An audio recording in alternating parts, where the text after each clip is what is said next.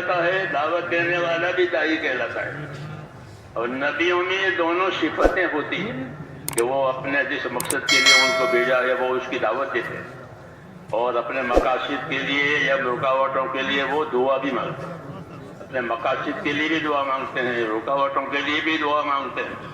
کیوں کہ بندے ہیں، کمزور ہیں، مقصد ہمارے ہاتھ میں نہیں ہے، مقصد اللہ کے ہاتھ میں ہے۔ رکاوٹ آئی ہے تو رکاوٹ میں مدد کی ضرورت ہے، تو اس لیے دعائیں مانگتے ہیں۔ یہی ہمارا طریقہ ہے، اور یہی طریقے پر اپنے آپ کو چلانا ہے کہ اللہ نے ہم کو ایک دین دیا ہے، وہ دین مقصود ہے۔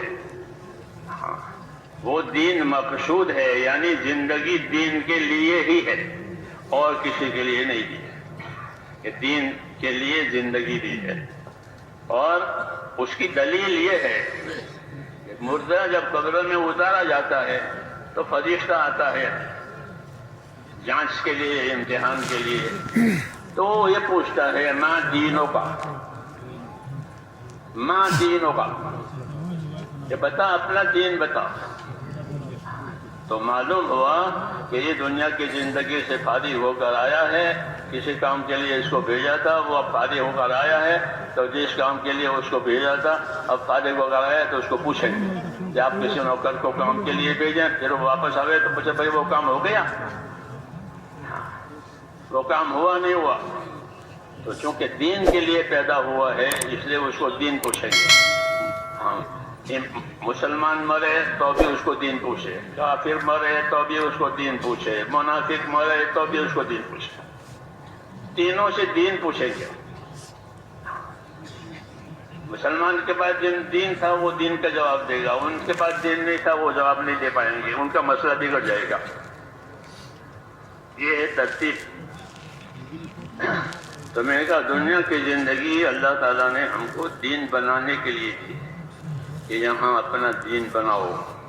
اس لیے حضور صلی اللہ علیہ وسلم دعا مانگتے تھے، اللہم اصلح لی دینی الذی هو عصمت امری، یا اللہ میرا دین بنا دے، یا اللہ میرا دین سنوار دے کہ وہ تو میرے کام کی اصل بنیاد ہے، وہ تو میرے معاملوں کی اصل بنیاد ہے، وہ میرا دین ہے دنیا میں۔ تو کہا ہاں، یہ دعا رہبری کے لیے بھی ہے اور حاجت روائی کے لیے بھی ہے۔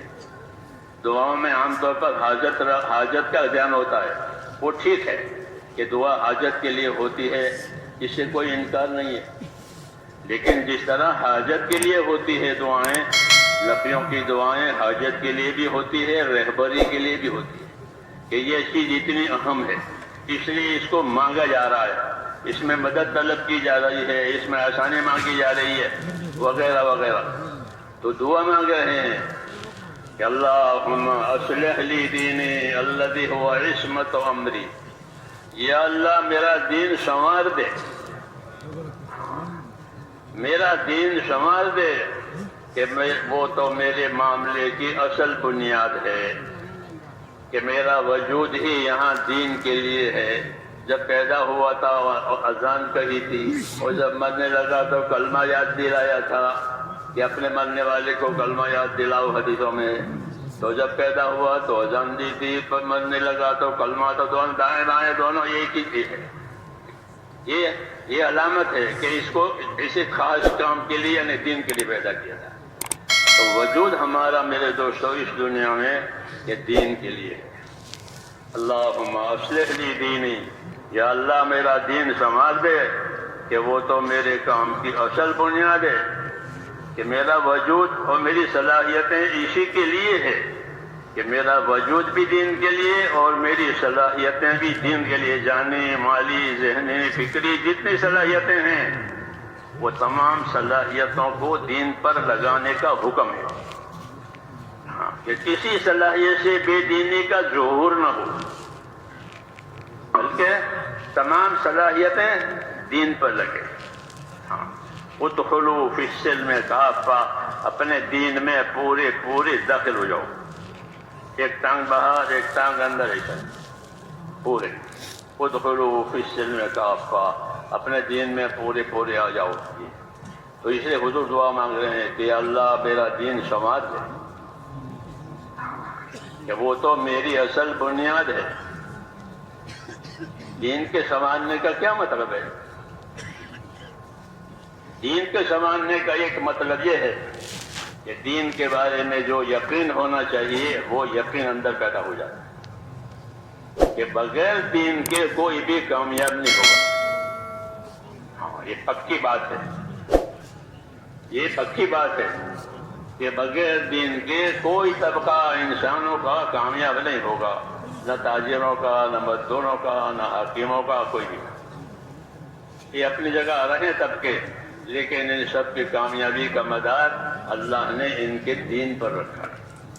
اس لیے کہا کہ ہمارا دین سنوار دے، کہ وہ تو ہماری اصل بنیاد ہے، اصل بنیاد ہے نجات کے لیے بھی، اور اصل بنیاد ہے رہبری کے لیے بھی، کہ دین ہوگا تو آخرت میں نجات ہوگی، دین ہوگا تو یہاں صحیح رہبری ہوگی، حق کیا ہے، باطل کیا ہے، حلال کیا ہے، حرام کیا ہے، ظلم کیا ہے، انصاف کیا ہے، یہ دین بتائے گا، یہ دین بتائے گا کہ انصاف کیا ہے، ظلم کیا ہے، حق کیا ہے، باطل کیا ہے، سچ کیا ہے، جھوٹ کیا ہے۔ جس طرح روشنی میں ہر چیز کھل جاتی ہے کہ کانٹا پڑا ہے، چابی پڑی ہے زمین پر، ہاں روشنی ہو گئی، تو کانٹے سے بچے گا اور چابی اٹھا لے گا، کام کی چیز ہے۔ تو ایک روشنی ہے، ایک رہبری ہے، اس لیے اس کا سنوارنا ضروری ہے کہ اپنا دین ہمارا سمجھ جائے۔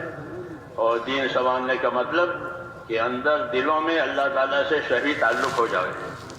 ہاں، یہ ضروری ہے کہ ہمارا تعلق اللہ تعالیٰ سے صحیح ہو جائے۔ اللہ سے کیا تعلق کریں گے؟